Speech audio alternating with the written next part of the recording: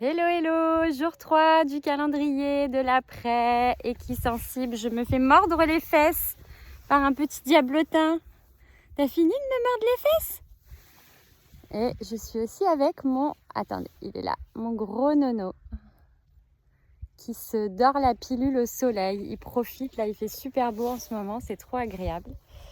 Alors, donc jour 3, on va reprendre un petit peu le fil. Je voulais vous raconter une anecdote aujourd'hui en lien avec ce dont je parlais hier, de pouvoir se relier à son cœur pour pouvoir poser des belles intentions pour cette nouvelle année.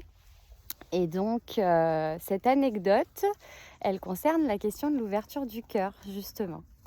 Je voulais vous parler de ça parce que ça a été un instant assez fort pour moi où j'ai ressenti plus ou moins consciemment ce que pouvait vouloir dire ouvrir son cœur. C'était dans un cours de yoga avec une enseignante que j'aime beaucoup, qui s'appelle Myrtille Gillet, qui est aussi une merveilleuse chanteuse.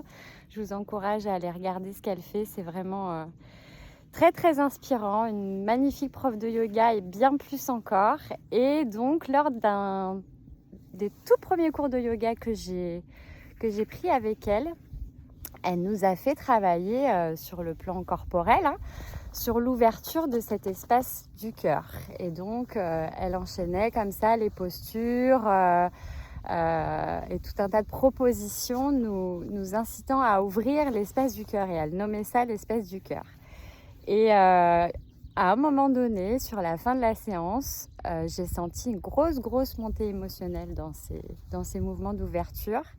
Et je me suis fait cueillir. Alors j'ai contenu mon émotion, mais à la toute fin de la séance, après le temps de méditation, elle a pris sa guitare et elle a joué et chanté un mantra très beau, très touchant. Et là, mon cœur a débordé.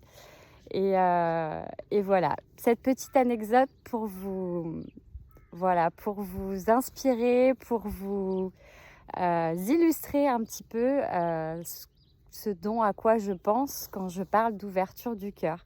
Alors ce jour-là, ça a beaucoup débordé pour moi à ce moment-là. Mais ça a été vraiment un instant important où il y a eu plein de belles prises de conscience. Ça a été le début vraiment de quelque chose pour moi en termes d'ouverture.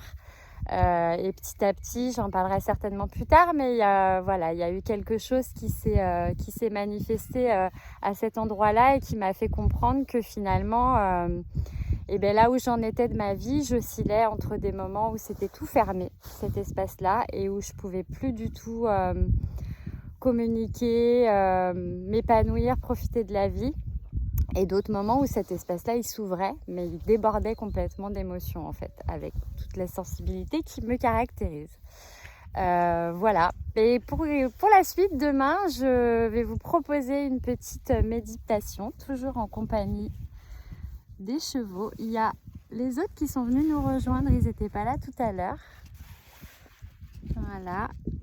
Donc c'est intéressant aussi de voir quand on raconte des choses comme ça et quand on se met dans cet espace-là du cœur, tout de suite ils viennent résonner avec nous. Voilà pour aujourd'hui, donc à demain pour la suite de cette question de l'ouverture du cœur. Et ouais, je vous proposerai une petite pratique, un petit rituel pour s'ouvrir à tout ça. Belle journée à vous et à tout bientôt.